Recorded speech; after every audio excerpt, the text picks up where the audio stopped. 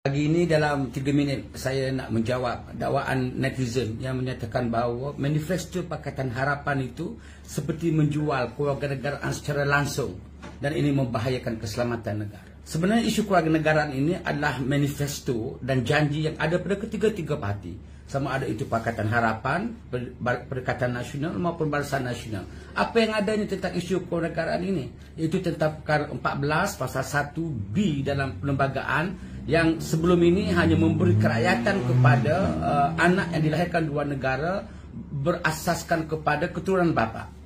So apa yang dijanjikan sama ada oleh ketiga-tiga parti ini ialah mereka berjanji untuk meminda perlembagaan perkara 4 pasal 1B dengan memberi juga kerakyatan kepada anak yang dilahirkan di luar negara berasaskan pada keturunan ibu. So apa masalahnya ini? Apa masalah perkauman yang cuba dibangkitkan, yang cuba diungkit bahawa dengan pindaan ini akan memberi kerakyatan langsung kepada orang luar untuk menjadi warga negara Malaysia. Sahabat saya, kita berkempen jangan sampai ke tahap untuk memperandakan benda yang tidak perlu. Faham apa itu peruntukan perkara 14 1B untuk memberi kerakyatan kepada anak Malaysia yang lahir di luar negara jika sebelum ini hanya kepada nasab bapa juga kepada nasab ibu. Saya tidak nampak ini sebagai satu masalah perkauman yang perlu diangkat, yang perlu dibahaskan. Karena ketiga-tiga parti membawa agenda yang sama, menjanjikan perkara yang sama. Cuma apa lagi yang ada pada manifesto Pakatan Harapan yang tidak ada pada manifesto dua parti lain, itu adalah dua perkara. Pertama, perkara pindaan perkara 15 pasal 2. 15 pasal 2 ini adalah untuk memberi kerakyatan kepada sesiapa juga anak yang dilahirkan di Malaysia, yang salah satu ibu bapanya adalah warga negara. Dan ini banyak saudara-saudari yang berlaku di Malaysia. Yang kita ada anak yang dilahirkan di Malaysia tetapi sama ada ibu atau bapanya bukan seorang daripada itu bukan warga negara Malaysia. Dan mereka tergantung. Mereka tergantung kewarganegaraan. Mereka menjadi stateless citizen. Bagaimana mereka teraniaya sekian lama dari segi pendidikan dan segi kesihatan. Dan Pakatan Harapan berjanji untuk meminda perlembagaan, memberi taraf kerakyatan kepada anak-anak ini yang salah satu daripada ibu bapanya adalah warga Malaysia. Ini kita bukan bagi melalui perkara 14 warga negara melalui kuasa undang-undang. Kita bagi warga negara melalui pendaftaran. Saya mahu bagi tahu apa itu kewarganegaraan Malaysia ini. Dia ada 4 jenis kewarganegaraan. Macam kita, macam saya, macam saudara-saudari dilahirkan di Malaysia, ibu bapa orang Malaysia, maka kita warga negara melalui kuasa undang-undang. Ini kita jaga. Kerana warga negara melalui kuasa undang-undang adalah syarat utama untuk seseorang itu menjadi Perdana Menteri. Tapi kalau warga negara lain ada 3 lagi, sesiapa sahaja asalkan warga negara mereka layak untuk menjadi menteri dan sebagainya. Warga negara melalui pendaftaran, warga negara melalui naturalisasi dan warga negara melalui penggabungan wilayah.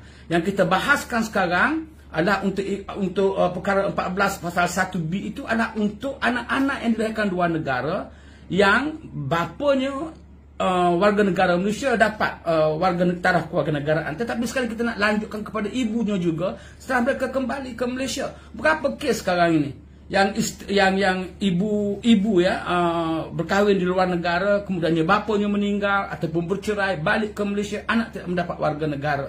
So pada saya ketiga-tiga parti bersetuju untuk meminda perlembagaan dan seharusnya jangan dijadikan isu.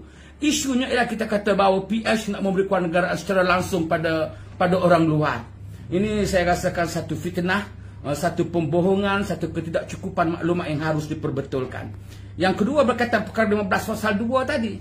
Ya, anak-anak yang dilahirkan di Malaysia dan salah seorang daripada ibu bapanya warga negara Malaysia. Maka apa isunya jika kita pindah untuk memberikan mereka ini taraf kewarganegaraan? Berjiwa besarlah sedikit dalam kita berpolitik ini, jangan hanya tanpa maklumat yang mencukupi kita memensensasikan sesuatu isu untuk menunjukkan bahawa parti ini adalah parti yang tidak menjaga keselamatan negara. I don't think that is right. Yang ketiga, apa lagi yang Pakatan Harapan janji untuk memberi taraf kewarganegaraan ya secara terus kepada ibu bapa yang umurnya 60 tahun ke atas dan yang anaknya ada warga negara Malaysia. Itu kita bahas, kita marah. Pada saya ini kemanusiaan. Saya kata angkat kemanusiaan. Ayah, ibu umur 60 tahun ke atas tinggal sejak lahir di negara kita. Anaknya, salah seorang anaknya menjadi warga negara. Mereka sudah tua. Mereka mahu mendapat perkhidmatan yang negara sediakan, itu pun kita bahas. Kita kata ini perkauman, ini kita nak menjual negara, dan kita kena stop permainan-permainan politik yang seperti ini pada mana-mana parti sekalipun, pada sesiapa sahaja sekalipun.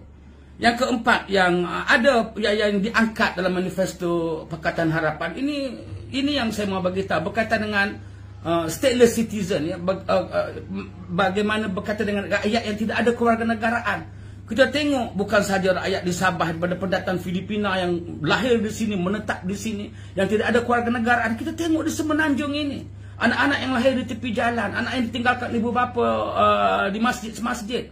Mereka ini lahir di sini, dibesarkan di sini, diletakkan di Jabatan Kebajikan Masyarakat. Mana mereka ada warga negara. Anak-anak ini yang kita nak bela. Dan ini yang saya rasa sedih.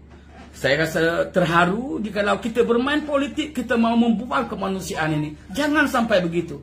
Saya jumpa kucing di jalanan sekarang ini, di usia pencen. Saya kutip. Saya suruh pembantu bagi makan. Saya bagi makan.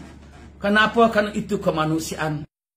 Petang ini saya buat video untuk mengulas dakwaan yang menyatakan DAP itu komunis. DAP itu adalah lanjutan daripada People's Action Party Singapura. Dan PAP ini dikatakan sebagai komunis. Tetapi untuk PAP itu sebagai satu parti yang bersimpati dengan komunis, berideologi komunis, itu tidak tepat.